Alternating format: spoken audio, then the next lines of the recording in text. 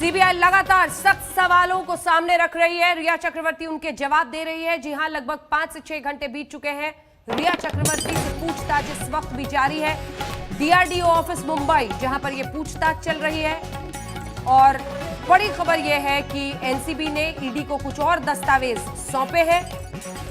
ED ने गौरव Arya, drugs को लेकर रिया की जिससे बात हुई थी, उस गौरव आर्या के घर के दरवाजे पर, मेन गेट पर गोवा में नोटिस चस्पा किया है। उनको हाजिर होने को कहा 31 को। ड्रग्स कनेक्शन की जांच करने वाली एनसीबी सक्रिय हो चुकी है, जांच शुरू हो चुकी है। शम्स ताहिर खान हमारे साथ जुड़े हुए हैं। शम्स, 3 अलग अलग फ्रंट खुले हुए हैं जो हम लगातार चर्चा कर रहे हैं। इधर सीबीआई लगातार ग्रिलिंग कर रही है और दूसरी तरफ वहां गौरव आर्या तक ईडी का नोटिस चस्पा करना, एनसीबी अलग एक्टिव है।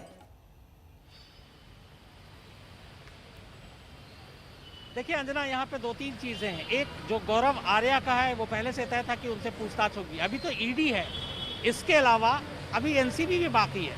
और आपने देखा होगा जो इंटरव्यू में रिया चक्रवर्ती ने जिस तरीके से बताया है, नाम लिया है, ये जो पूरा ड्रग्स से अगर मैं बात करूँ रिलेटेड, जो ईडी ने पेपर दिए एनसीबी को, ये सारे व्हाट्सअप चैट है। तो यहाँ पे एक थोड़ा सा लीगल इसका भी वो समझना पड़ेगा। जो व्हाट्सअप चैट है ये एक तरह का इलेक्ट्रॉनिक एविडेंस है।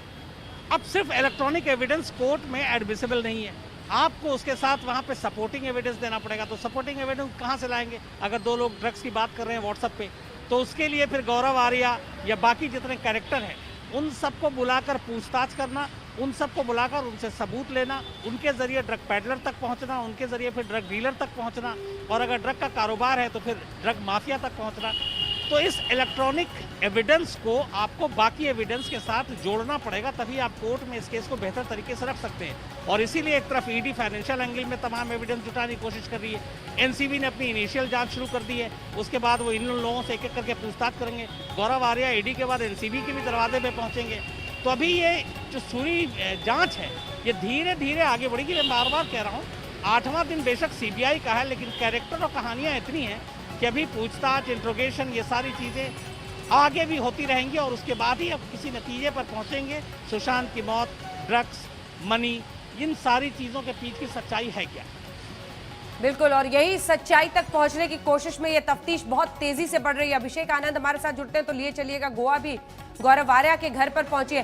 देखिए शम्स, अब क्योंकि गौरव आर्या का नाम तो सामने आ ही चुका था, व्हाट्सएप मैसेजेस आए, हर चैनल पर चला, गौरव आर्या वहां पर सक्रिय तो हो ही गए होंगे किसी ना किसी तरीके से, इसीलिए वहां पर नोटिस चस्पा करके ईडी के अधिकारी आ गए हैं। कहा 31 अगस्त को पेश हुई।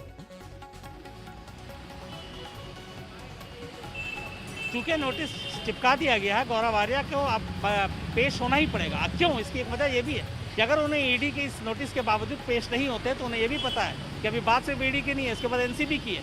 तो एक बार अगर आप पे डेंट लग गया कि आप भाग रहे हैं, आप नहीं पहुंच रहे, तो फिर हो सकता है कि गिरफ्तारी के लिए मजबूर करना पड़े।